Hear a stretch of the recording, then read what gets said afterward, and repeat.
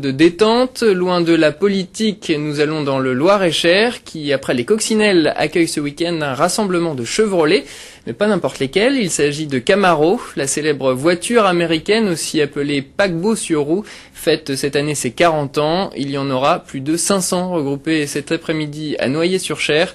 Philippe Georget et Jean-Paul Cueff ont rencontré quelques passionnés.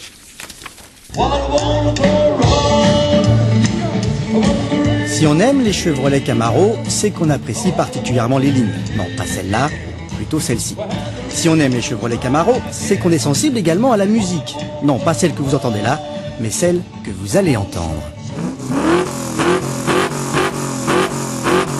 Le son d'un moteur de Camaro peut se composer comme celui d'un orchestre.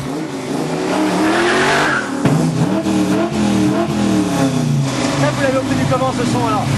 En mettant des collecteurs plus gros que l'origine, des échappements beaucoup plus libérés et des sorties d'échappement en 3 pouces, c'est-à-dire presque 9 cm de diamètre.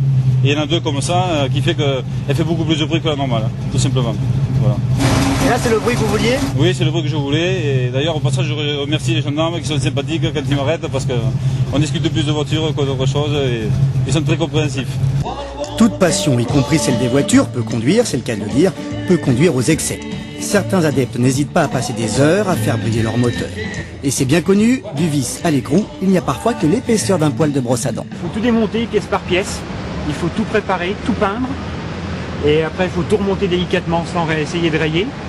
Et puis une fois de temps en temps il faut astiquer à la brosse à dents dans les petits raccoins.